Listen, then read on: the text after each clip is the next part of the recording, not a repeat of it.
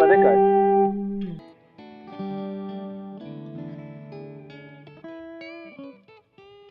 What happened to the main guitar that you were using? Black one or brown? The brown one. Brown one. I sold it in Japan to a fan. You did.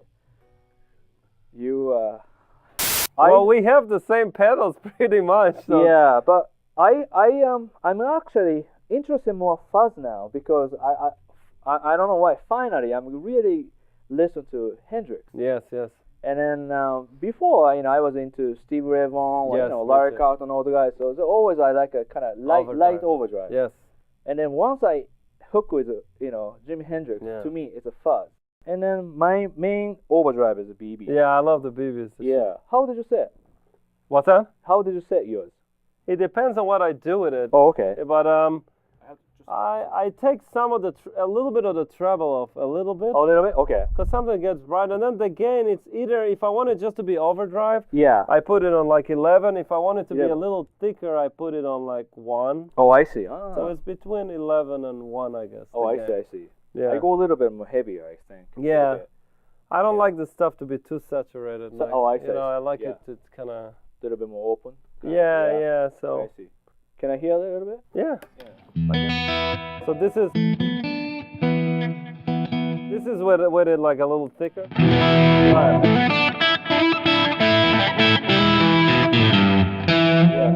It depends on the situation. So you like a little bit less, yeah. Yeah. This is like more overdrive.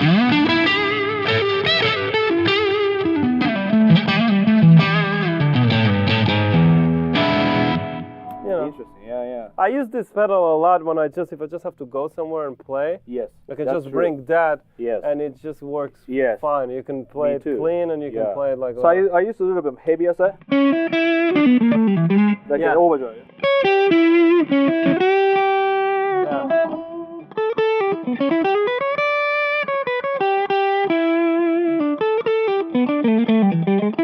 Like that, Yeah. Usually I have about like that, maybe 2 o'clock, 3 o'clock. Yeah, I think we have pretty much same, right? Yeah, cool. The funny part is I try to change tone, this or that. Usually center is good. Yeah. Pretty much. Yeah, because those pedals are really. Yeah. They don't affect the sound. They're really flat, so it's like and if it's in the middle, usually you don't have to do anything. Right. Blue stuff. I like AC also. But since I have a TS, TS, so I don't bring a AC. But did you use a different way between the AC and the TS9 or Well, I have the when I play my blues band. Yes. My main like my clean boost ish pedal is the AC booster. AC. And then when I want to have like an overdrive, like the real kind of blues overdrive, then I have an 808 and I have an 808. But so which one do you have for heavy overdrive sound? I don't really use heavy overdrive. If I need heavy overdrive sound, then I'll just push the RC into it. Or any kind of booster into it. But I don't know, I find it makes it much easier to play. Mm-hmm. But then you kind of lose some of the character of the guitar. It starts to sound a little like mid-range and stuff. So I try to avoid it unless I have to. I see. Because it's not that the pedals are doing it. It's just I'm trying to get the sound to be as natural as possible with the amp. Right, that's important too. So so you push the amp and then you push the pedal into another pedal into the amp. Then it gets to be. It's much easier to play, of course, because there's more gain and sustain, but you lose some twang. I see. True, yeah. So that's why. But I sometimes do that. Mm-hmm. With my other board, when I play my trio, the RC is almost always on. Always on? Almost always on. Depends on if I play like real rhythm funk stuff, then it's off. But for the solos, it's always on, and then I have. Usually I have a Blackstone overdrive that it's not even overdrive, it's just like it's kind of another booster, so I have those together and it sounds really nice. It's really big and it's still kind of clean, but it's just big. That's kind of what I do. EP booster I use for sort of clean, like when I play melody or see I use a lot of clean sounds on the like you do. So sometimes I need to have a little bit more beefy tone for the melody. I use that. It's great. That pedal is amazing. Yeah. I have it. I use it a bunch. Yeah, so that's great. Also, when I do the kind of slap type of like a stuff that I use a little bit boosted with a little bit more bass. That's great too. Yeah. Yeah, but this one's great. Yeah, it's really great. Yeah, a little bit thicker.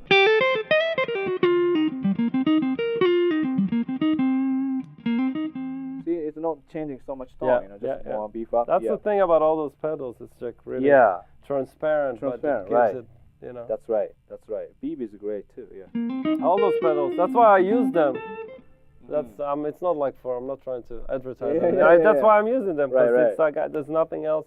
Yeah. I don't know a lot of other pedals that do that. Really. I don't like a pedal that added too much color on my sound. Yeah. So that's great. Yeah, it's really great stuff. I'm just curious. See, everybody musician does a lot of different jobs. Sessions, teaching, or something else. Because, I mean, you can cut anywhere you want afterwards. But anyway, sometimes to play good music at the live show, to me, it's getting difficult anywhere you go.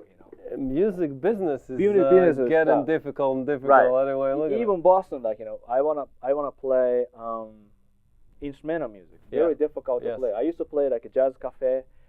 Some of the stuff is good, but then only big famous places like a Blue Note or those places only so-called famous people play. I know, it's very problematic. New York is the same. Really? Yeah, it's gotten really bad because a lot of places. I think a part of it has to do with economy. Yeah. Because, well, I don't know. You know what? I don't know what the reason is really. I don't want to speculate. But what happens in New York is pretty much the same. There's the big places that famous people play, and a lot of the small places where. When I moved to New York in '96, I used to go to Smalls all the time. Smalls, yeah. And there's a few other places like That's that. Great. And you used to go to Smalls and see like Brad Mehldau and Bill Stewart and Brian Blade and Josh Redman, all those guys play at the club. That's where they got discovered, Right. So today, if you don't have those clubs around, how's the next generation gonna? Yeah. You know what I mean? There's still a few clubs in New York, but there's very few clubs, in relation to what it used to be. And then there's like hundreds and hundreds of musicians that want to play there.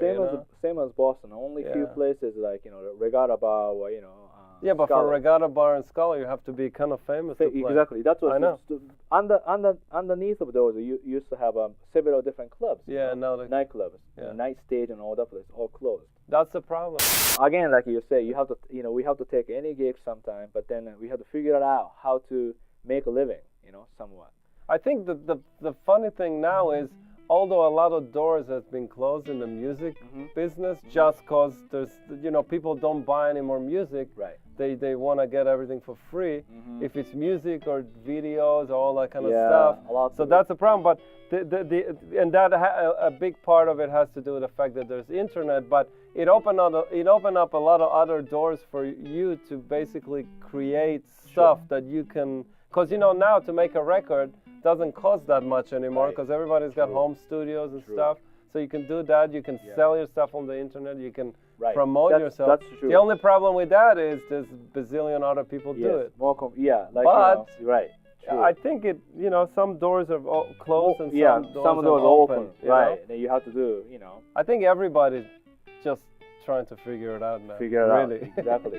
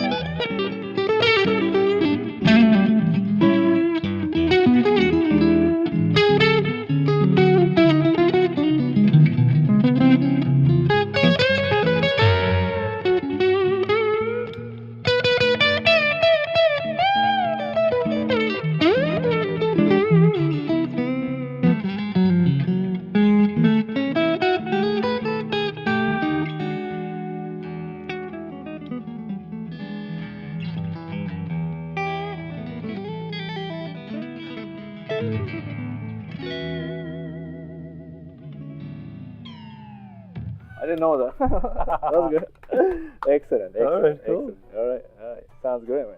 You too. We're gonna rock tonight. Rock tonight? Yeah.